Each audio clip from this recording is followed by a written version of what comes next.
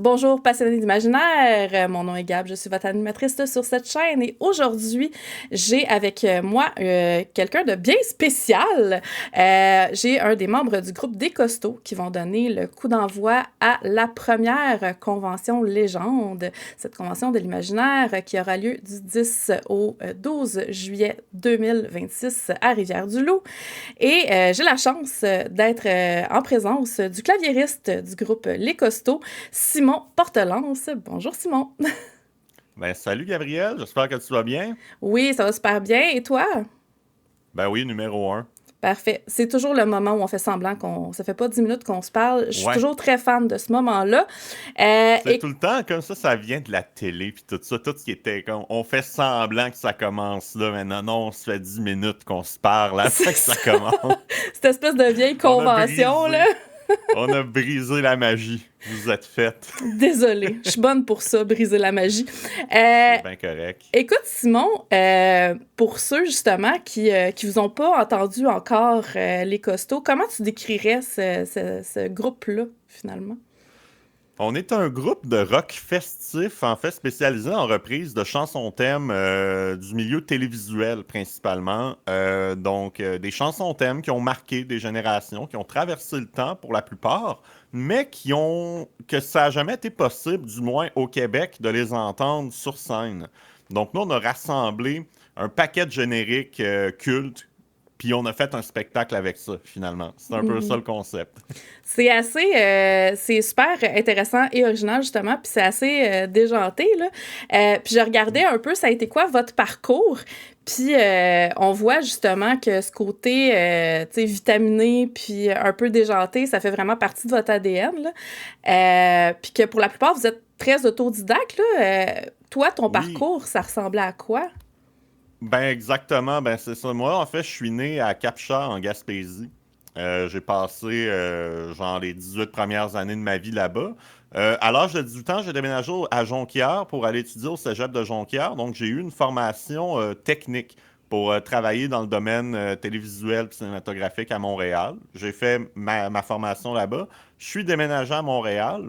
Mais moi, c'est sûr que, tu sais, la technique, je trouve ça super intéressant, Mhm. puis j'aime ça.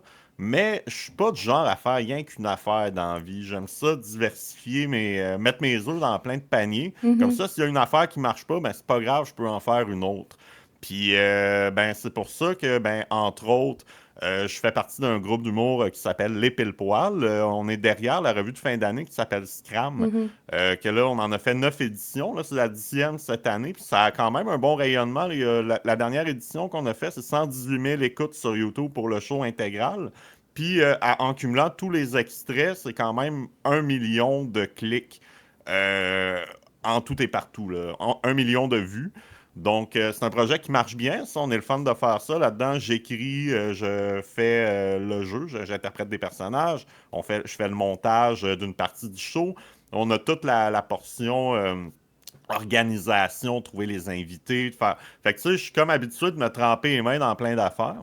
Fait qu'il y a ça. Puis il y a les costauds aussi, parce que je suis aussi claviériste depuis à peu près une dizaine d'années. Donc, Mhm. on a ce projet-là. Puis toute la gang des costauds, en fait, ben mettons, je pense au cofondateur qui est aussi guitariste, Simon Payton. Ben lui, il est guitariste, mais il a fait ça pendant un bon 15 ans avant de faire les costauds. Fait que, tu sais, il joue depuis longtemps, il joue depuis qu'il est jeune, puis il a quand même beaucoup d'expérience, mais lui aussi est self-man. Mhm. C'est-à-dire, il a appris par lui-même, dans des groupes de garage, tout ça, puis avec l'expérience, ben, tu sais, tu prends des acquis, puis on est tous du monde qui aime bien ça déconner, on se prend pas au sérieux. On aime ça rire. Le reste de l'équipe, ben Mélissa Barrière, notre chanteuse, même chose. Tu sais, elle aussi, elle avait pas vraiment d'études et de background là-dedans. Elle a quand même été chercher un petit peu de formation pour avoir une base, mais elle aussi. Puis après ça, ben, nous, notre section rythmique, par contre, notre bassiste Xavier puis notre batteur David, eux, ils ont une formation de musiciens professionnels. Donc, ils ont étudié là-dedans. Ce qui est vraiment un acquis pour le groupe parce que c'est quand même, c'est une section rythmique qui est solide. Oui, c'est Après, la tout le base, oui. reste va s'envoler. Puis, donc, il y a eux qui ont une formation, mais on est tous un peu dans le même état d'esprit de. On est conscient de ce qu'on joue, on est conscient de ce qu'on fait. Tu sais, on a tous des costumes sur le dos, puis on le sait qu'on n'est pas en train d'interpréter des pièces magistrales. Tu sais, ça reste des chansons qui ont été composées pour des enfants à la base. Là. On le sait, on en est conscient. Mais à partir de ça, ça reste quand même des mélodies accrocheuses. Ça reste des chansons qui sont restées dans la tête de beaucoup de gens. Oui. Donc, à partir de ça, on prend ça, puis on les réarrange, puis on les remixe un peu pour que ça ait une crédibilité dans un contexte de show rock, Ben oui. quand même. Puis nous, des groupes comme nous, comme les Costauds, ben il y en a aux États-Unis qui remplissent partout ce qui passe. Je pense entre autres à Punk Rock Factory, à Power Glove. Ben Power Glove, eux, c'est plus des musiques de jeux vidéo. Ouais. Mais aux États-Unis, il y en a quelques-uns qui font ça. Puis en France aussi, beaucoup de groupes, un peu comme nous, spécialisés en reprise de générique. Je pense à Astero H, entre autres, Mean Cat TV. Puis il y a même en France des chanteurs de génériques qui ont chanté les génériques à l'époque en studio pour la télé, qui font des spectacles maintenant avec Ah ces ouais. chansons-là. Donc, en France, le marché de ça est vraiment très, très, très développé. Nous, on a eu la chance d'être un peu témoin de ça, de voir comment ça se passait là-bas, puis de comme faire, hey, on pourrait amener ça au Québec. Puis, c'est sûr que moi, mettons, je compare à ceux qui font la même job que nous en France. Puis il y a une petite jalousie parce que eux, des conventions, ils en ont plein, des Oui, festivals, ils en ont plein. je le Des sais. groupes comme nous, des groupes comme nous en France, ils jouent à presque toutes les fins de semaine. Genre, puis j'exagère, peut-être pas chaque fin de semaine, mais au moins 2 fois par mois, steady. Puis ils ont des cachets avec ça, puis ça roule bien. Mhm. Nous, au Québec, faut un peu se battre pour se faire découvrir, puis comme faire, non, non, mais vous allez voir, ça va être le fun, le monde va aimer ça, puis parce qu'à première vue, des fois, il y a des organisateurs, des bookers qui font, ah, ok, ça va donner quoi, cette bébête-là? Mais finalement, à chaque fois qu'on fait un show, ça marche tout le temps super bien, puis ça, à quelques, c'est arrivé peut-être une fois ou deux des spectacles plus difficiles, mais règle Ouais, mais générale, c'est les normal. gens ressortent. Oui, oui, c'est normal, c'est comme dans tout. Mhm. Tu choisis pas non plus toujours qui est là. Mais, puis des fois, les gens arrivent et ne s'attendent pas à ça. Fait que des fois, ça prend par surprise. Mais, règle générale, je te dis 95% du temps, les gens ressortent super contents, de bonne humeur, ils ont bien du fun. Puis ça ramène à une époque le fun parce que les Ouais. gens. On est dans une période économiquement difficile, politiquement c'est rough, il y a des affaires, il y a de l'inégalité sociale, il y a des, on parle pas de ça dans notre spectacle, mais nous, le Non. but, c'est comme de faire une bulle où est-ce que là, on est de bonne humeur, c'est le fun, c'est des chansons rassembleuses, puis les divisions dans la société, puis toutes ces affaires-là, on laisse ça de côté, puis c'est comme, let's go, on a du fun. Mhm. Puis, tu vois, t'as amené des points que je trouve super intéressants parce que, tu sais, on le remarque dans la culture pop à tous les jours, là, la nostalgie est tellement quelque chose qui fonctionne. Mm. Puis j'ai l'impression que c'est pas juste, tu sais, je sais pas exactement à quel âge, mais j'ai l'impression qu'on est à peu près de la même génération. C'est pas juste notre époque, là. Je pense que tout le Non. monde a cette espèce d'attachement à, justement, les œuvres qui ont marqué puis qui ont bercé notre enfance. Est-ce que tu as une théorie de pourquoi on est si nostalgique puis pourquoi on aime tellement ça se replonger, justement? Ben, j'ai une théorie qui est quand même factuelle, c'est-à-dire depuis une quinzaine d'années, avec l'arrivée des réseaux sociaux, puis des algorithmes, puis des GAFAM, puis tout ça, puis l'érosion de la télévision Mhm. traditionnelle, ben, on perd des référents communs.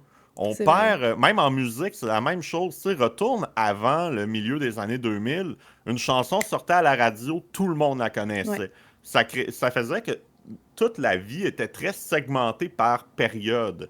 Puis là, depuis une quinzaine d'années, ce qui arrive, c'est qu'avec les réseaux sociaux, avec les algorithmes, avec la télé traditionnelle qui a moins de pouvoir qu'avant, avec le contenu américain qui rentre, puis les algorithmes qui contrôlent qu'est-ce qu'on voit ou qu'est-ce qu'on voit pas, ben, on se rend compte que plus le temps avance, moins on a les référents communs. Il y a des exceptions des fois, là. Il va arriver un angine de poitrine une fois de Ouais. temps en temps ou un Empathie l'an passé à la télévision que ça a fait un gros succès. Il y a Vitrerie Joyale là, récemment qui est Mhm. sorti, que ça a créé un petit buzz, mais c'est plus comme avant que systématiquement quelque chose sortait, tout le monde le voyait. Dans les années 90, tu passais à la télévision une fois, tu passais à Adlib avec Jean-Pierre Coallier, puis le lendemain, le monde te reconnaissait dans la rue, tout le Oui. monde savait t'étais qui. On n'est plus là. Je passerai à Bonsoir, bonsoir demain, puis le lendemain, j'irai à l'épicerie, puis peut-être que quelqu'un va faire Hey, je vous ai vu hier, nan, nan, mais les chances sont vraiment. C'est pas comme avant. Mhm. Le mainstream va toujours exister, mais il n'y a plus la force qu'il y avait dans les années 80-90. Puis ça fait en sorte qu'on perd des référents communs, on perd une culture commune. Puis il y a aussi le fait que la société a énormément évolué depuis les 15-20 dernières années avec la technologie, les modes de vie ont changé. Euh, Puis je pense que ça fait en sorte que les gens ont besoin de se rattacher de manière commune à quelque chose. Puis qu'est-ce qui reste? Ben, c'est les émissions de télé d'il y a 15-20 ans, les films, la musique d'il y a 15-20 ans et plus qui sont des référents communs, puis qui en plus se sont transmis dans certains cas. Il y a de la musique, des émissions de télé qui datent de il y a. Ben, tu sais, je peux prendre par exemple Le Petit Castor ou Les Mystérieuses Cités d'Or. Moi, je n'étais pas né quand c'est sorti, mais j'ai écouté ça pareil parce que ça a continué de jouer par Mhm. après, puis ça s'est transmis. Puis des fois, il y a des partages intergénérationnels. Tu sais, moi, j'ai coécrit un livre sur Canal Famille qui est sorti en 2022. Puis nous, ben, on a fait le Salon du Livre, on a fait des événements, tout ça. Puis beaucoup de gens nous ont témoigné. Moi, mon fils, il a 12 ans, il a 10 ans, puis il capote sur Radio Enfer, il capote sur Dans une galaxie près de chez vous. Puis tu te dis, hey, il était loin d'être né quand c'est sorti, mais ces séries-là continuent d'aller chercher un nouveau public parce qu'il y a une transmission générationnelle. Puis nous, on veut un peu servir à ça aussi, à permettre une transmission, puis de garder ce patrimoine-là vivant. Parce que force est d'admettre que de nos jours, créer des souvenirs communs, des références communes, c'est plus difficile que jamais. Il faut continuer de le faire. Il y a des gens qui Mhm. font des projets maintenant que ça arrive. Mais nous, on s'est dit avec les costauds, on va au moins garder ce référent commun-là un peu vivant, puis de permettre à ces chansons-là de vivre dans un autre contexte aussi. Mhm. Puis, tu sais, je remarque justement qu'il y a un retour, tu sais, d'intérêt pour tout ce qui est analogue. Tu sais, les gens se rachètent des Mm. VHS, se rachètent des DVD. Tu sais, on est là-dedans, là, vraiment beaucoup. Ben oui. Puis, tu sais, la diversité de contenu qu'on a en ce moment, ça a du positif, of course, mais t'as raison Ben oui. que on perd justement ces espèces tu sais, de lieux communs qu'on avait plus facilement avant. Puis je trouve ça fun que tu le nommes justement qu'il y ait cette espèce de transmission-là parce que quand j'ai visité votre site internet, Mm. c'était marqué, je sais pas, show visé 50 ans et plus, quelque chose comme ça. Puis j'étais, mais c'est des choses que j'écoutais, tu sais. Ouais. Fait que, effectivement, tu sais, des mini-fées, des choses comme ça, tu sais, ça a vraiment marqué beaucoup mon enfance. Mm. Puis effectivement, tu sais, j'étais pas née quand ça a commencé. Fait que t'as parlé justement du livre Génération Canal Famille qui est vraiment, tu sais, pour l'avoir feuilleté, c'est vraiment un super cool. Tu sais, c'est un espèce de livre justement, tu sais, de table à café, là, je trouve, là, tu sais, que Oui, tu peux exact. laisser puis que les gens vont feuilleter, puis c'est super le fun justement à visiter. Comment ça l'a parti, ce projet-là? Je permets de bifurquer là-dessus parce que je trouve ça vraiment On peut intéressant, là. bif- Ben, il y a quand même un lien avec les costauds Oui. parce que les deux projets sont très intimement liés. C'est-à-dire que nous, les costauds, on a fait des spectacles avant la pandémie un peu, puis le concept est un peu différent, on y reviendra, mais notre vraie relance des costauds, ça a été quand on a lancé le livre Génération Canal Famille en 2022. On a reformé le groupe parce que là, il y avait eu une pandémie, on a arrêté pendant un Ouais. an et demi à peu près. Puis, à part un ou deux vidéoclips, là, mais tu sais, on faisait plus de spectacle. On n'était pas actif vraiment, on était plus passif. Puis, quand il est sorti le livre, on a monté un spectacle de 20 minutes avec des génériques de Canal Famille. Puis là, on a vu que ça a vraiment marché, puis on a fait Oh boy, OK, on vit quelque chose. Je Ouais. pense qu'il y a de quoi avec ça. Fait que là, on a gratté, puis on a dit on va élargir au répertoire télévisuel du Québec, des États-Unis, du Japon, de un peu tout, de pouvoir ratisser plus large. Mais pour parler de Génération Canal Famille, ben, c'est né de moi puis mon co-auteur Guilla Saint-Cyr, qui est un ami depuis une dizaine d'années. Les deux, on est nostalgique, mais on n'est pas nostalgique aveugle, tout était mieux avant. Tu sais, il y a des choses qui sont mieux maintenant. Là. Oui. Ça, il faut quand même le dire. Là. Puis il y a des choses dans le temps qui étaient pas bonnes aussi. Puis c'est pas toutes les émissions qui sont sorties il y a 30 ans qui étaient des hits. Là. C'est juste que les émissions de marde, on les a oubliées, puis on se souvient des bonnes émissions finalement. Oui. Puis nous, on s'est dit, on voulait faire. On était les deux. Tu sais, moi, je suis entre deux générations, donc j'ai vécu Canal Famille jusqu'à genre 8 ans à peu près. Puis après, j'ai eu VRAC à la préadolescence jusqu'à la fin de l'adolescence. Fait que j'ai comme vécu un peu les deux entités. Puis dans le cas de Canal Famille, ben, ça n'a jamais été documenté. Il n'y avait aucune trace, à Mhm. part deux, trois émissions qui ont un peu plus traversé le temps. Ça a jamais, il n'y a pas eu de documentaire, il n'y a pas eu C'était comme un peu en train de se perdre, c'était un peu en train de disparaître. Nous, on s'est dit, bon, on va faire un livre parce que c'est facile concrètement de faire un livre dans la mesure que niveau droit d'auteur, niveau permission. Tu sais, c'est moins de paperasse que faire un documentaire et de la télé. On a besoin de photos, il a fallu libérer les droits d'auteur pour les photos, tout ça, on l'a fait, il n'y a pas eu de problème. Mais après, on s'est dit, mais ce qui est le fun avec ça, c'est qu'on peut interviewer des comédiens, des Mhm. réalisateurs, des producteurs, puis d'avoir vraiment l'envers du décor, puis prendre le temps de raconter l'histoire de chaque émission québécoise, même si les gens l'ont oublié. On s'est dit, on va les mettre quand même, les émissions québécoises qui ont peut-être un peu moins marqué, parce que il y a des gens qui s'en souviennent, qui ont l'impression d'être les seuls à s'en souvenir. Fait que ça a été un gros morceau de succès de faire Oh boy, hey, ça, je m'en souviens, moi, regarde, j'étais pas fou, ça a existé, nan, nan. Mais après, c'est sûr que les grands succès, les classiques ont plus de place, Mhm. évidemment. Fait que ça s'est fait sur une période de 3 ans et demi. On a interviewé plein de gens. On a eu vraiment une collaboration incroyable de tout le monde. Il y a des gens qui sont impliqués. Tout le monde s'est impliqué, mais il y en a qui sont impliqués plus que le client en demande. Puis on n'aurait pas pu faire ce livre-là sans la collaboration des gens qui ont été derrière puis devant ces émissions-là. Puis ça a été un beau succès. Nous, on est super fiers d'avoir fait ça.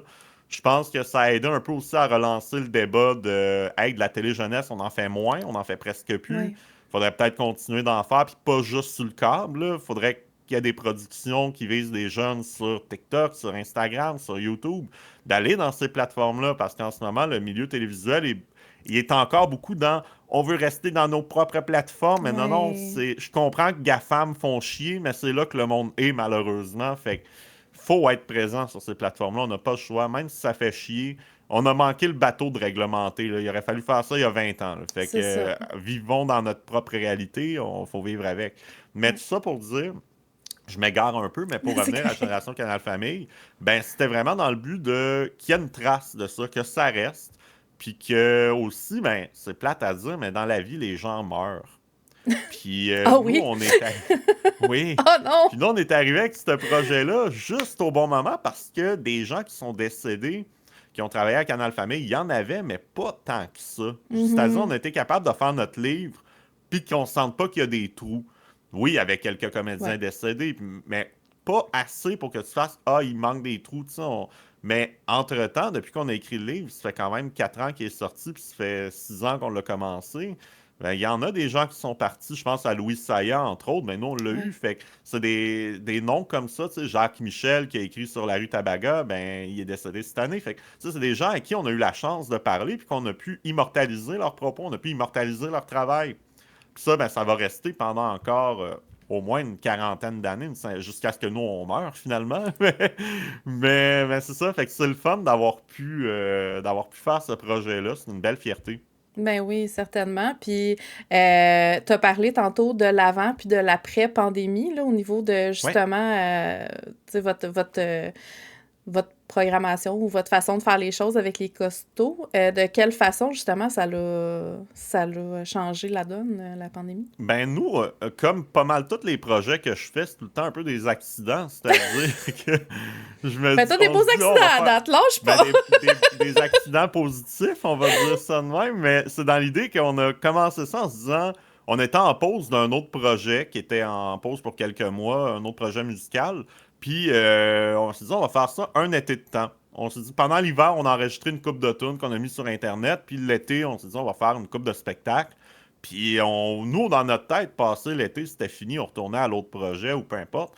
Finalement, ben, ce qui est arrivé, c'est qu'on avait du fun, puis on s'est dit, ah, on va continuer encore un peu. Puis là, ce qui est arrivé, en fait, c'est qu'on avait soumis notre candidature à la compilation Zoo de Slam Disc, qui à chaque année, à chaque mois de décembre, ils sortent une compilation avec tous les artistes du label qui font un cover francophone d'une chanson. Ça peut être soit une chanson francophone ou une chanson anglophone traduite. OK. Donc, nous, on a soumis là-dedans, on a été sélectionnés, on a enregistré Allô, allô, monsieur l'ordinateur, une chanson de Dorothée, une chanteuse française très populaire qui a marqué 2 générations.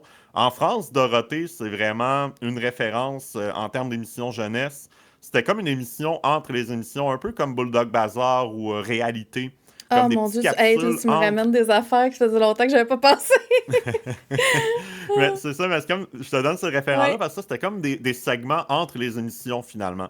Puis elle était chanteuse, donc elle a quand même un répertoire musical propre à elle. Puis nous, on a enregistré un de ses gros succès. ça a bien fonctionné avec cette affaire-là. On a tourné un vidéoclip, c'est beaucoup promené, puis là, ça a comme ouvert un peu une gate en France à cause de ça. Puis nous, bon, au départ, ben, c'était un peu ça le concept du groupe. On a découvert ces chansons-là françaises de Dorothée, Bernard Minet, qui est un chanteur de générique, qui est tout le temps habillé avec des espèces de costumes en lycra, puis qui fait des chorégraphies, puis tout ça. Puis tu sais, c'est du gros kitsch, mais c'est du kitsch cool. Ben C'est pas du oui. kitsch arc. Mhm. Puis nous, on a découvert tout ça. Les Musclés, qui est un groupe très franchouillard qui chantait, entre autres, la Merguez Party. C'était des chansons un peu festives, là, avec parfois des petites allusions à Mhm. double sens. Donc, nous, on a découvert cet univers-là qui a marqué les Français. On s'est dit, on va faire une coupe de show au Québec, mais c'était pas fait dans une manière, dans une idée marketing de on va faire des tournées, puis on va remplir des. Tu sais, on faisait ça pour nous autres, dans le Ouais. fond. Puis là, ce qui est arrivé, bon, il y a eu en France un petit public qui a commencé à entendre parler de nous, puis à nous découvrir. Puis là, ça a comme fait un peu boule de neige. Puis là, on s'est dit, ben, faut y aller, tu sais, faut aller jouer là-bas. Fait qu'on s'est booké une tournée en France qui est auto-booké, là. C'est moi qui ai tout fait. C'était des bars principalement. On n'était pas payé très cher. On a fait une semaine. En 10 jours, on a fait 5 spectacles. Une affaire de même. Méchant trip Puis quand même. on Mhm. a rempli partout. À toutes les places où on est allé, c'était plein. Puis on a aussi visité les anciens studios de Club Dorothée. Puis on a fait une émission de télé. Ça, on a quand même été. Puis on a rencontré des gens qui travaillaient sur ces émissions-là.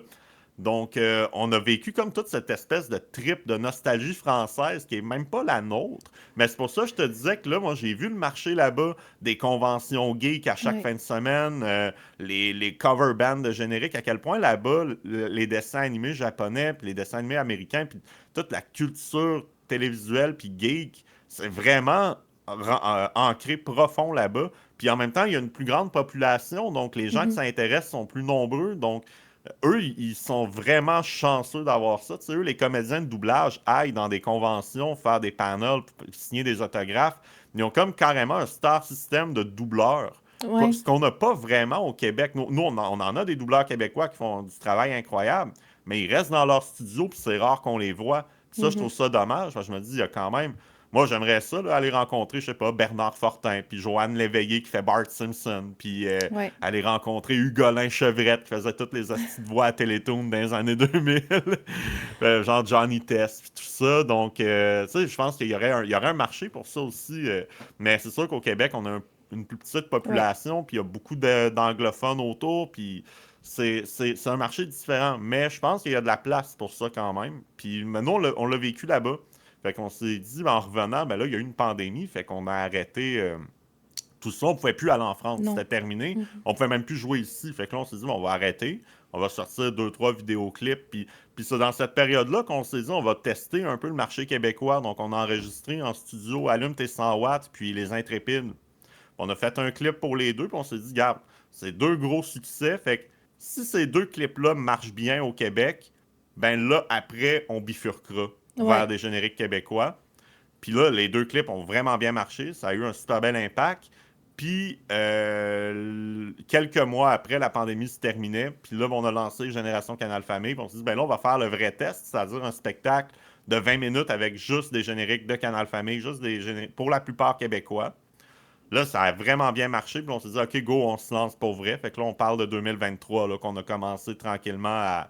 Ça, c'est un spectacle qui s'est monté un peu en plein vol, là. C'est-à-dire, au début, il y avait moins de chansons. On faisait des spectacles plus courts où on étirait beaucoup les tunes. Des fois, on les jouait en double, en triple, on loupait pour remplir le spectacle. Là, tranquillement, le matériel s'est rajouté pour qu'on en vienne à peut-être en jouer une cinquantaine, 50, 55 en une heure et quart et demie dans l'idée de comme qu'il y en ait pour un petit peu tout le monde. Mhm. Puis nous, c'était ça l'enjeu aussi par rapport à la France.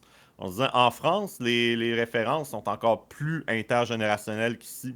C'est-à-dire qu'en France, puis je l'ai vécu, je suis allé en France trois, quatre fois dans les 8 dernières années, tu sais, parce que des fois, on est allé pour, entre autres, voir le retour sur scène de Dorothée, qu'elle n'avait pas fait de spectacle depuis 15 ans. Fait qu'on est allé, moi puis Simon Payton du groupe, Mhm. on s'est fait reconnaître par beaucoup de gens à notre grand étonnement.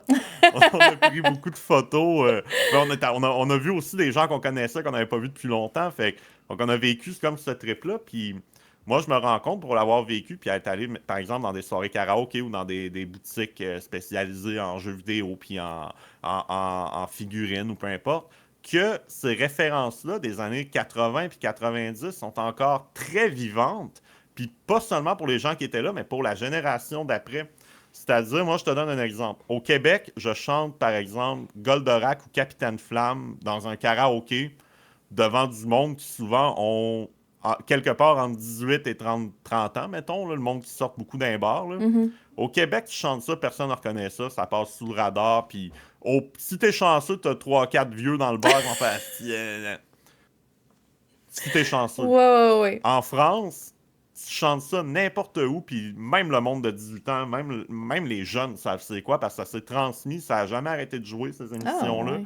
C'est resté culte là-bas, puis c'est pour ça, là-bas, ils ont moins à... En France, ils peuvent faire un groupe, OK, on va faire des génériques des années 80 puis 90, on va rester là, tout le monde va embarquer parce que tout le monde les connaît.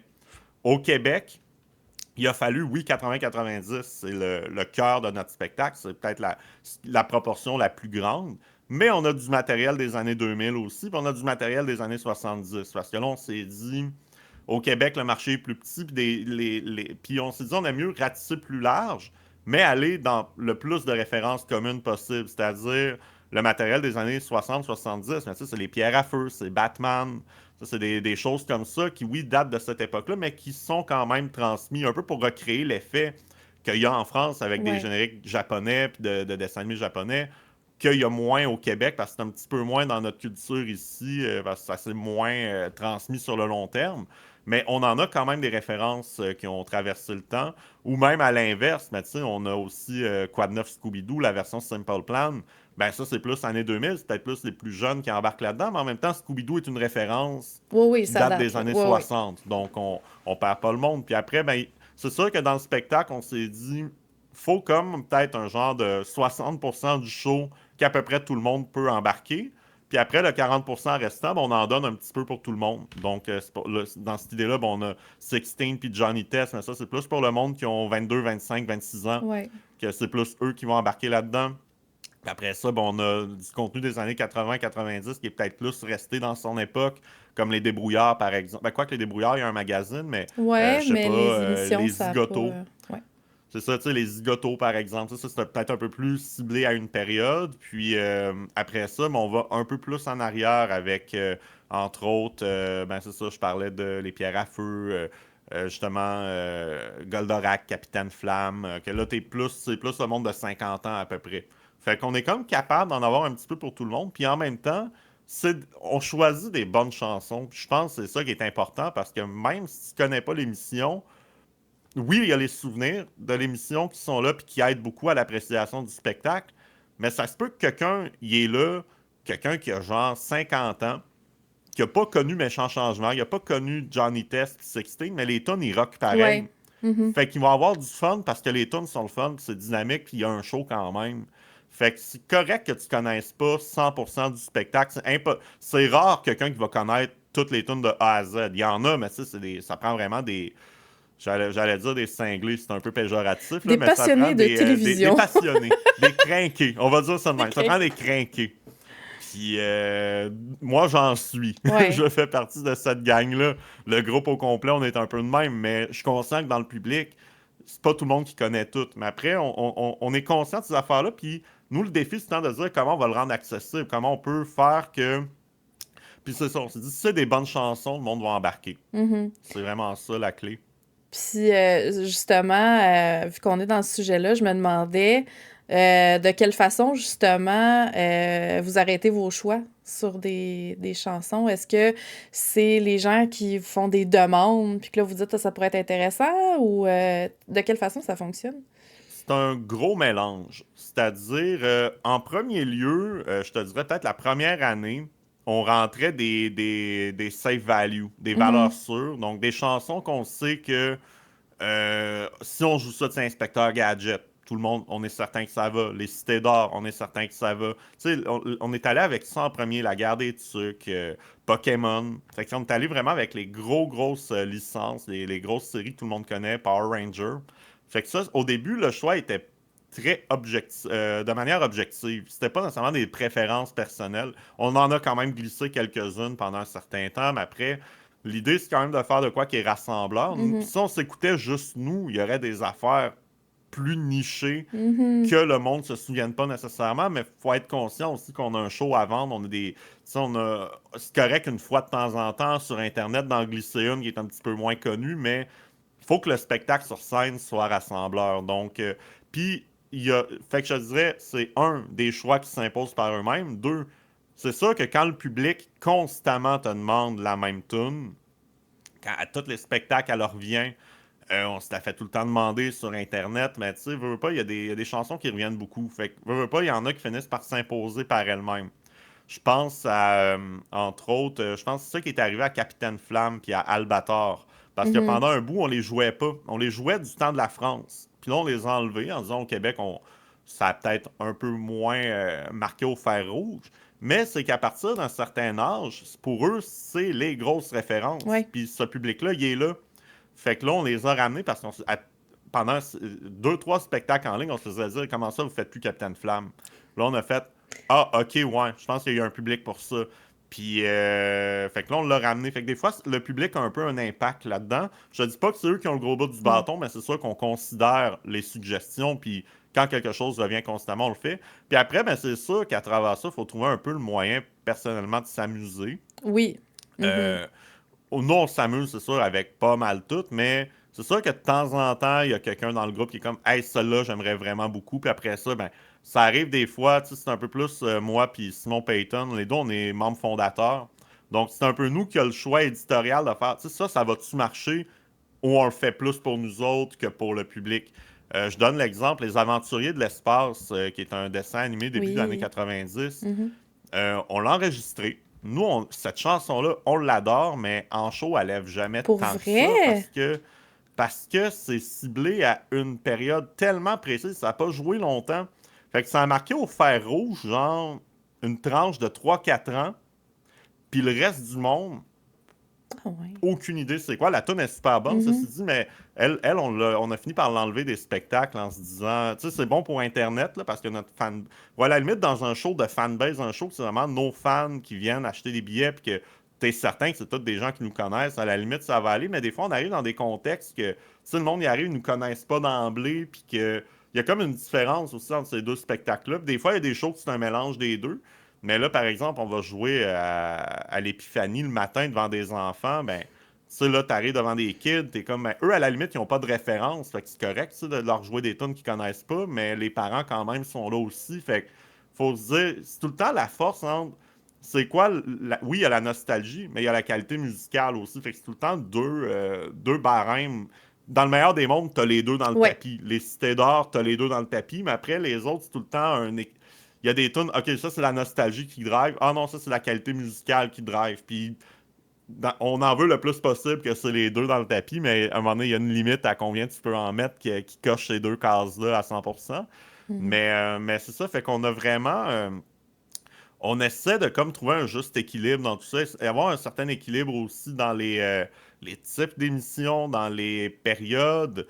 C'est sûr que 80-90, c'est là le marché principalement. C'est là que les gens sortent encore et qui ont des enfants. Donc, Mhm. il y a une plus grande proportion de cette période-là, mais il faut penser aussi que mes parents, des fois, vont être là, fait que ça en prend un petit peu pour eux. Puis, on se disait récemment, ben, tu sais, on se rendait compte, notre setlist, il y a quand même une grosse proportion d'affaires parce que vu qu'on est 4 gars dans le groupe sur 5, il y a une fille pour 4 gars. Ben, veux pas, on est beaucoup dans Power Ranger, Tortue Ouais, Ninja, ouais. tu sais, Bing Bang Bang. Puis là, c'était comme. Ça prendrait un petit peu de girly aussi. Tu sais, on en a un peu pour les plus jeunes, là, parce que quand il y a des enfants, on joue K-pop, Demon Hunter puis La Reine des Neiges. Ah mon Dieu, ça doit Mais capoter. ça, mais ça, on est biaisé par le fait que dans le groupe, notre guitariste, notre chanteuse, ils ont des petites filles. Mais là, on Mhm. s'est dit, ben, ça prend le contrepoids pour les petits gars, fait que ça va prendre pas de patrouille à un moment donné. Puis ça va prendre de l'autre côté, ben, tu sais, on se disait, ben, Minifée, on la jouait pas sur scène jusqu'à très récemment, mais là, on est en train de la monter en se disant, ben, il y a un public plus féminin qui veulent ça. Fait que c'est tout le temps une question d'équilibrage, puis qu'il y en ait un peu pour tout le monde. Moi, le but, c'est que quelqu'un qui vient voir un show des costauds, il ressort en disant Asti, ils ont joué ma tune, ils ont joué celle-là que moi je voulais. C'est un peu ça l'idée. Puis après, ben, tout le reste, ils vont avoir du fun aussi, mais on veut qu'il y ait comme une impression de Asti, celle-là était un peu plus pour moi, puis c'était le fun. Mhm. En tout cas, j'ai l'impression que c'est comme pas possible de sortir de ce spectacle-là avec une baboune, là. J'ai l'impression que les gens doivent sortir avec le sourire étampé dans la face. Ouais. Est-ce que... Fait que dans le fond, votre pacing, j'imagine, c'est ça, il évolue constamment selon justement où vous Oui. êtes, là. C'est... Ben, ça évolue selon où est-ce qu'on joue, puis ça évolue aussi avec le temps. Il y a des chansons que maintenant on fait, OK, celles-là, on les met de côté un bout de temps pour qu'il y ait une rotation. Parce que moi, je me dis, quelqu'un qui est venu nous voir il y a un an, Mhm. je veux que quelqu'un qui est venu voir les Costauds en 2022, en 2023, 2024 ou 2025, puis là, qui revient cette année, qui ait quand même une certaine proportion de chansons qu'il n'a pas entendues la fois d'avant. Puis en étant un cover band, ben, on peut se permettre ça facilement parce qu'on n'a pas à composer les Non, c'est tunes. ça. Ils existent déjà. Puis c'est dans le but aussi d'avoir une longévité. Parce que si on avait monté un setlist en 2023, puis qu'on l'avait pas modifié depuis ce temps-là, ben à un moment donné, le monde ferait Ah, ben là, je suis allé voir 2 fois, c'était la même C'est... affaire, ça n'a pas changé, ben j'y retournerai plus. Tu sais, mais là, s'il y a tout le temps il y a tout le temps de la nouveauté, puis il y a tout le temps une rotation, c'est sûr que les gros hits vont tout le temps rester, puis il y a peut-être un 60% du spectacle qui bougera pas, mais si après il y a un 40% qui est constamment en mouvement selon l'endroit qu'on est, puis selon le public, puis selon l'évolution du groupe, ben tant mieux. Tu sais, je pense que ça permet que ce projet-là reste vivant. Puis nous, en même temps, ça nous challenge là, d'apprendre des nouvelles tunes, Ben oui. puis de dire, OK, laquelle on fait, puis laquelle on rentre, puis c'est quoi qui est stratégique, c'est quoi qui est... puis des fois, de faire des essais, il faut aussi se permettre... ben là, spoiler alert, là, mais demain, on casse le thème de RBO Ah qu'on ouais! jouait pas. Nice. Ouais. Parce que, ben là, on se disait, on voulait en avoir une qui est comme. Qui vise plus principalement l'âge de nos parents, mais qu'on perd pas plus jeune. Puis là, on s'est dit, Mathieu, Rock et Belles Oreilles, moi, j'ai trippé Moi là-dessus, puis aussi, j'étais pas ouais. né quand ça a sorti. Mhm. Fait que là, t'es comme, OK, fait que si tu joues le thème de RBO, ben, tu pognes quand même une bonne tranche d'âge. Fait que là, on va le tester. Mais après, c'est pas une émission pour enfants, fait que l'attachement émotif est pas le même. Il y a ça aussi qui rentre en ligne de compte. Nous, on s'est rendu compte que nous, pendant un certain temps, pendant peut-être 2 ans, on a joué Et c'est pas fini de Star Academy. Puis on s'est rendu compte qu'à trois fois qu'on la jouait, le monde ne tripait pas tant que ça. Le monde Mhm. était juste. Là, on partait à la toune, là, le monde était de même. À la fin, il applaudissait correct, mais ça, on sentait pas le asti. T'avais pas de Fait que là, mosh on pit a. sur Et c'est pas fini, là. Non, non, c'est ça. Puis Étonnamment. on s'est rendu compte que cette tune-là est peut-être un peu brûlée. Mhm. Les gens l'ont peut-être trop entendu, on se l'est trop fait rentrer dans la gorge à l'époque. Mhm. Puis elle joue encore à la radio. Puis comme... Nous, on se disait, tu sais, c'est une vraie tune, ça va nous donner une crédibilité. Puis fallait l'essayer. Moi, je suis content qu'on l'ait Oui. essayé. Puis je suis super fier de comment on l'interprétait. Elle va être sur notre album qui s'en vient bientôt. Tant mieux, tu sais, c'est le fun qu'elle existe dans le bassin. Mais en spectacle, on a comme fait, ouais, mais c'est pas ça. Là. On s'est rendu compte que le monde il aime mieux quand ça ramène à des souvenirs plus émotifs que, hey, tu peux payer 50 cents pour voter pour Wilfred. C'est sûr que l'attachement, à C'est- moins que t'aimes vraiment Wilfred, l'attachement oui, est oui. moins sanguin, on va dire ça comme Ben, ça.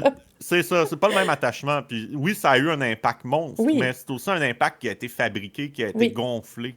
C'est pas comme des émissions pour enfants que on t'en propose un char et une barge. Parce qu'il faut remettons-nous dans le contexte des années 90. Là. T'as Radio-Canada qui en a au retour de l'école, puis tout le matin, la fin de Mhm. semaine. T'as Télé-Québec qui en a pendant une grosse partie de sa grille horaire. Puis après ça, t'as Canal Famille que de 7h à 7h, ça arrête jamais. Puis à un moment donné, il y a Télétoon Ouais. qui arrive, c'est 24 heures. L'embarras du choix, là. On Mhm. avait des émissions en tabarnak à cette époque-là. Je m'excuse pour le langage, mais c'est ça. Mais c'est pas toutes ces émissions-là qui ont marché, puis c'est pas toutes ces émissions-là qui sont restées dans les souvenirs des gens. Ouais. Nous, on les classe un peu. Pour moi, il y a comme 3 ou 4 paliers. Là, il y a les grands classiques incontournables qui traversent le temps. Après, tu as les classiques pour une génération. Après, tu as les bonnes émissions, mais que le monde a un peu oublié, mais ceux-là qui ont de la mémoire s'en rappellent. Puis après, tu as le reste qui est Mhm. passé un peu à l'oubli. Puis, ce qui est arrivé, en fait, c'est ça, c'est qu'on avait un embarras du choix, puis les émissions qui ont traversé le temps, celles qui ont marqué, ben, c'est celles-là que le générique était bon, puis que l'émission était bonne, puis que naturellement, le marketing s'est fait, parce qu'il n'y avait pas des gros panneaux dans les autoroutes, puis dans les émissions de radio pour nous vendre Inspecteur Gadget, Non. là. C'était Genre, juste un ça succès, marchait de point. même. Ouais, ouais. C'était un succès point, parce que ça passait à la TV pendant un certain nombre de temps, puis le monde accrochait plus à ça que d'autres choses, puis ça a été organique, ça a été des succès organiques. Puis je pense que c'est ça qui fait la différence Mhm. à l'attachement que tu as 30 ans plus tard. T'as-tu trippé là-dessus parce que t'aimais ça pour vrai ou t'as trippé là-dessus parce que Pierre-Carl Pellano a mis bien de l'argent pour que t'écoutes ça? C'est ça. C'est vrai. C'est vrai. Ça fait quand même une différence. Fait que dans le fond, Ben oui. tu sais, justement, tu as dit que vous aviez un bassin là, d'une cinquantaine de tonnes. J'imagine que ce roulement-là aussi, ça doit vous aider à pas plus être capable d'en entendre une. Là. Y en a-tu que t'es comme là, ça va faire plus capable Ben, ou ce il y en a roulement-là aide? que Ouais. il y en a quand jam, je suis un peu tanné quand on répète. Mais quand j'arrive en spectacle, que le monde a du fun, je suis comme, hey, let's go. Là. Genre, c'est ça, tu sais, tu sais, il y en a, là, que, je sais pas. T'arrives en jam, je suis comme, je cherche un exemple, mais mettons, tu sais, Pokémon, ça fait longtemps qu'on la joue. C'est un gros thème, là, puis je suis attaché émotivement, mais tu sais, on la joue depuis longtemps, puis Mhm. nous, on la jam, c'est pas la tune que j'ai le plus de fun à jammer. Pas que je la hais non plus, pas que je suis tanné. Mais en jam, je suis un peu comme, Ça fait. je fais mon affaire, puis Mhm. ça va. Mais quand j'arrive en spectacle, le fun en reprend parce que c'est de voir les réactions des gens, c'est de voir le. Fait qu'il y a des chansons comme ça qu'on joue depuis longtemps, puis c'est sûr qu'en jam, les plus le fun, c'est tout le temps les nouvelles, parce que là, on découvre de quoi. C'est tout le temps différent entre les répétitions puis les spectacles, parce que là, t'as un public, t'as une réaction, t'as le monde qui est là. Fait que non, mais c'est ça. Mais je te dirais, il n'y en a pas une qu'on est nécessairement tanné. C'est juste qu'il y en a en répétition, il y a une petite magie de plus. Puis Mhm. quand tu arrives en spectacle, tu fais OK, chaque chanson prend son sens finalement, puis ont pour la plupart toute leur place. Puis quand ils n'ont pas leur place, on finit par les enlever puis par mettre d'autres choses. Fait que Mhm. Tantôt, tu as parlé justement là, de votre album qui s'en vient. oui, Quand, comment, qu'est-ce que... OK, Tout ben ça. notre album s'appelle Zap dans le temps. OK. C'est un album de 23 chansons, 23 génériques des années 80, 90 et 2000. Ce qui est arrivé, c'est que ben, nous, avec les costauds, on enregistre beaucoup de chansons pour les plateformes d'écoute. Donc, Mhm. on enregistre pour Spotify, Apple Music, YouTube Music, tout ça. On sort peut-être une quinzaine de chansons par année à peu près. Puis, ce qui est arrivé, c'est que nous, on a enregistré une vingtaine de chansons au départ en se disant ça va être ça l'album. Mais là est venu le moment de faire l'album et de libérer les droits d'auteur. Ah Puis ah! Mhm. parce que sur Internet, tu peux mettre ce que tu veux tant que tu crédites tes ayants droit. Eux, ils vont recevoir leur cote des plateformes d'écoute, puis ils vont être bien contents. La SOCAN va aller récupérer ça, puis OK. ça va se rendre. Sur Internet, tu fais ce que tu veux, tu n'as pas demandé à personne. Ah, je savais même pas. Tant OK. que tant que tu donnes tes crédits, tant que tu dis que cette tune-là a été composée par telle personne, puis c'est tel éditeur, nanana. Puis que tu fais pas semblant que c'est ta propre tune. Nous, Ouais, c'est ouais. assez assumé que c'est des reprises. Puis quand tu arrives pour un support physique, là, vu que c'est toi qui fais ta propre vente, puis tout ça, ben là, il faut que tu ailles chercher tes permissions à la SOCAN puis au CMRRA. Il y a deux syndicats au Canada. Puis dans certains cas, il y a des chansons que les éditeurs se représentent eux-mêmes. Donc, dans ce cas-ci, il faut que tu contactes l'éditeur. Là, on est arrivé avec les 20 tunes qu'on avait au départ qui devaient faire l'album. Puis sur 20, il y en a 14 qu'on pouvait mettre. OK. Non, il y en a 10 qu'on pouvait mettre straight up. Puis il y OK. en avait 4 qu'il fallait travailler pour avoir une permission. Les 14 ont fini par faire la cote, mais il y en a quand même 6 qui prenaient le bord. Fait que là, ben, ce qu'on a fait, on a regardé notre setlist de show. On a regardé parce que nous, on avait engagé quelqu'un pour les droits d'auteur. On lui a dit, c'est quelle tune là-dedans qu'on serait capable de libérer en un claquement de doigts. Il m'a dit, celle-là, celle-là, celle-là, celle-là, celle-là, celle-là.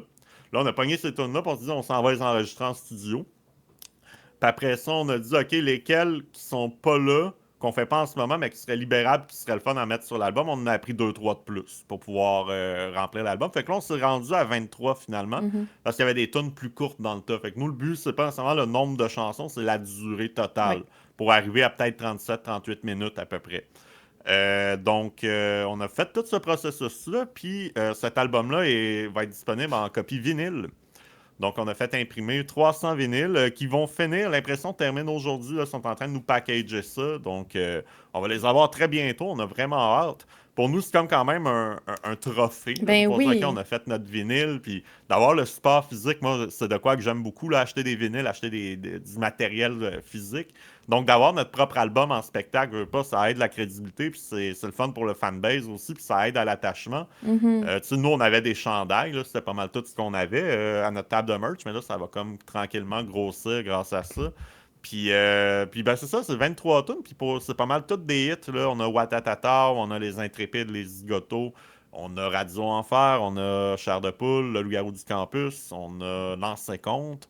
La Petite Vie, on a Goldorak, La Guerre des Tucs, donc méchant changement, fait qu'on ratisse quand même large, Mhm. mais on voulait quand même rester dans notre fanbase, c'est-à-dire nos parents, c'est moins important pour l'album, Ouais. les gens de l'âge de nos parents.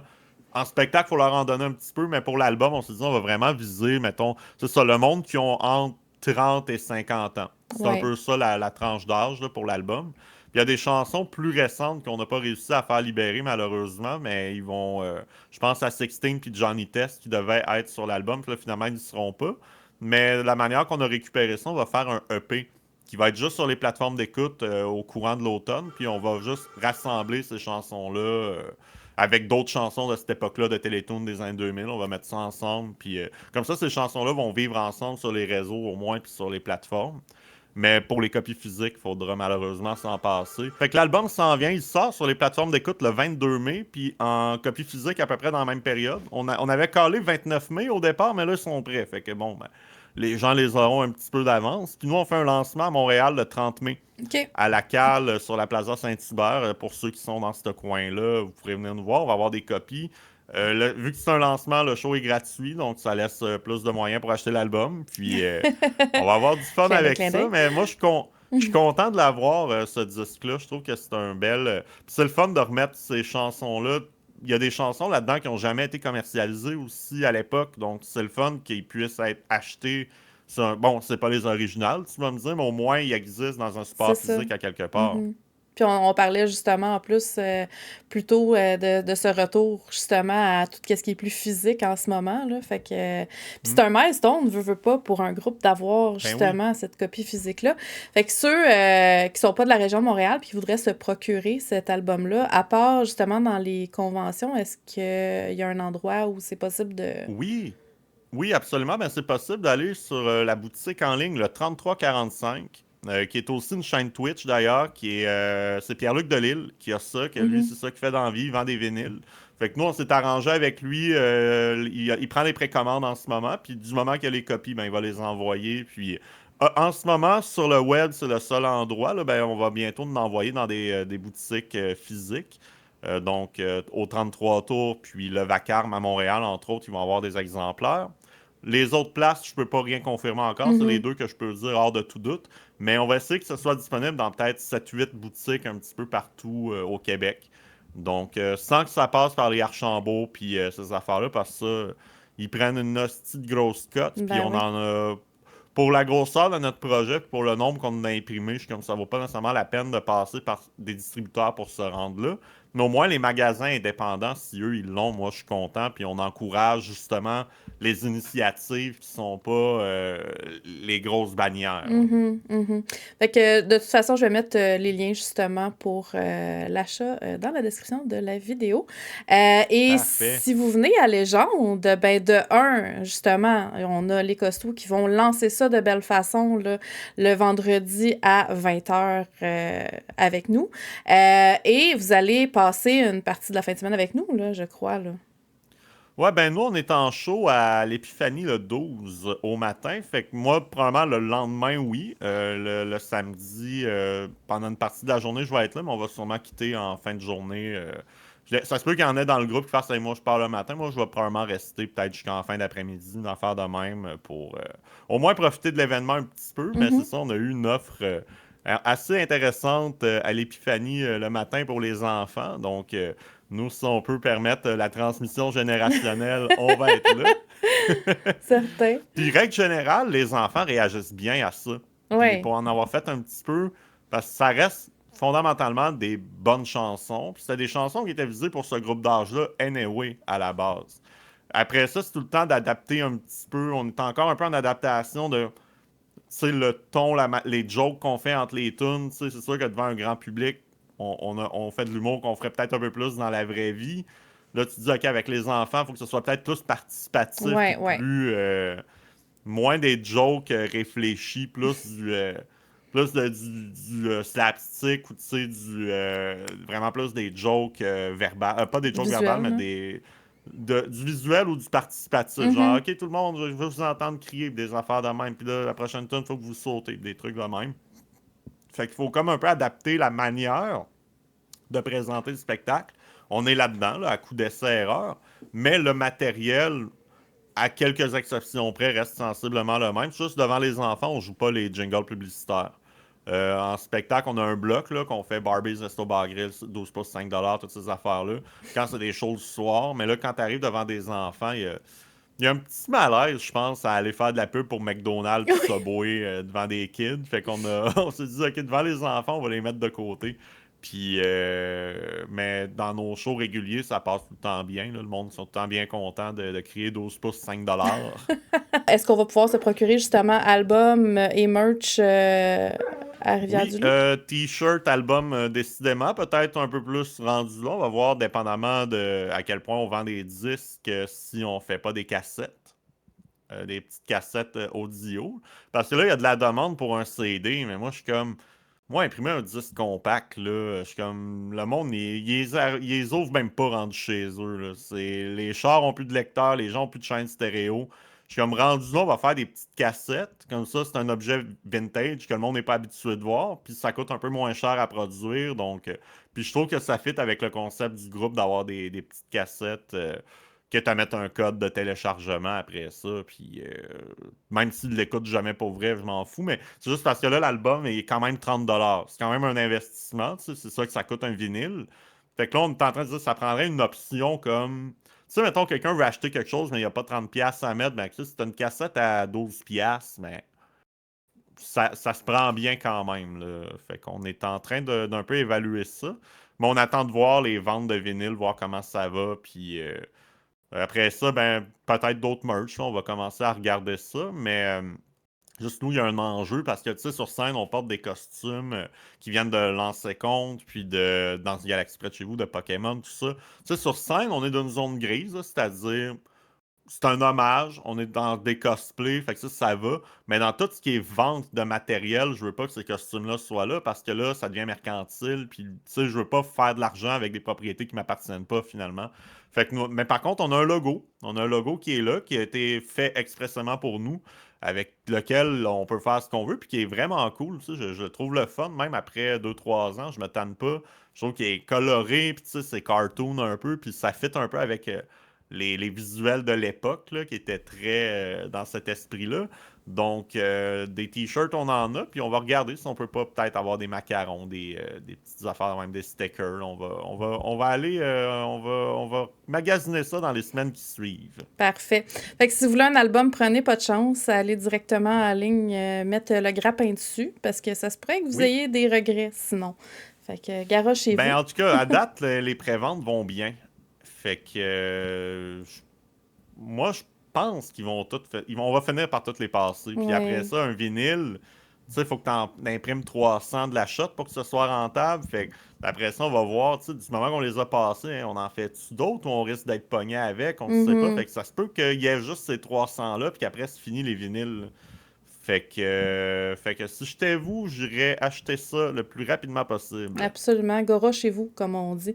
Est-ce Oh oui. que, pour finir, tu as justement des spectacles à venir que tu as envie de plugger ou Oui, d'autres ben choses? absolument. Ben c'est ça. Ben on a le lancement à Montréal le 30 mai. Après ça, le 23 juin, on est à Venise, en Québec, pour la Saint-Jean-Baptiste. Ça va être un spectacle 100% francophone et à grande majorité québécoise. Donc, on va sauter Power Ranger, Ghostbuster, puis Big Wolf on Campus, puis Pokémon, puis ces affaires-là. Tout ce qui se file un peu trop américain, là. Même si c'est des gros hits, on va tout skipper ça. On va garder tout ce qui est québécois, puis tout ce qui est ce qu'on sent qui a été approprié ici, qui a été doublé au Québec, ou que, tu sais, Inspecteur Gadget ou l'Incité d'art, t'es comme ça, tu sens pas trop que c'est America, puis que c'est Ouais, ouais. anglophone, mais là, quand t'arrives avec des Pokémon, puis des Power Rangers, puis des affaires de même, à la Saint-Jean-Baptiste, c'est peut-être un petit peu moins vu, fait qu'on va être le plus possible québécois, en tout cas. C'est un show d'1 heure, on fait pas 1 heure et demie, fait que naturellement, il y a du stock qu'il faut qu'on saute.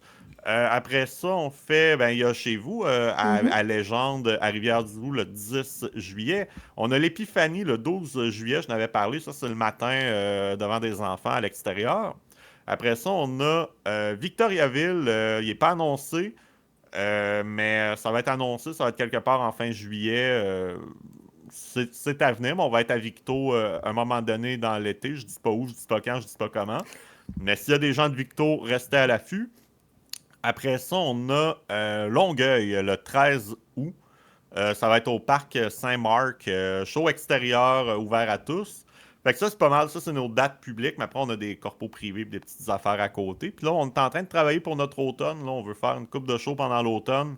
Aller dans des régions qu'on n'est pas allé. Fait que si on n'est pas encore allé chez vous, puis que vous avez des salles de spectacle, que vous avez une plug, whatever, pour nous faire jouer, n'hésitez pas à parler de nous. N'hésitez pas à nous écrire. On est très ouverts. Il y a des endroits qu'on n'est pas encore allé au Québec, là, des Sherbrooke, Trois-Rivières. C'est une couple de places quand même qu'on n'a pas fait, que c'est pas trop loin, qu'on peut retourner. Québec, on le fait pas cette année, on aimerait ça aller à Québec. Gatineau, toutes ces places-là. Fait qu'on est en train de travailler là-dessus là, pour rajouter des dates pendant l'automne puis l'hiver. Parfait. Fait que on vous suit sur les réseaux sociaux pour ne rien manquer. Je vais mettre justement tous les liens dans la description de la vidéo. On a bien hâte de vous recevoir à Rivière-du-Loup. Je pense que ça va être un maudit beau party. Merci beaucoup, Simon, pour ton temps. C'était bien agréable. Puis sinon, dépêchez-vous parce que le financement participatif sur la ruche où les billets des costauds sont en vente tire à sa fin. Donc, si vous voulez avoir le prix de la prévente, c'est maintenant. Sinon, vous pourrez, acheter vos billets à la porte, mais ils sont un peu plus chers. Donc, si vous savez que vous ne voulez pas manquer ça, allez sur la ruche dès maintenant. Et sinon, je vous souhaite une excellente journée. On se revoit très bientôt. Bye!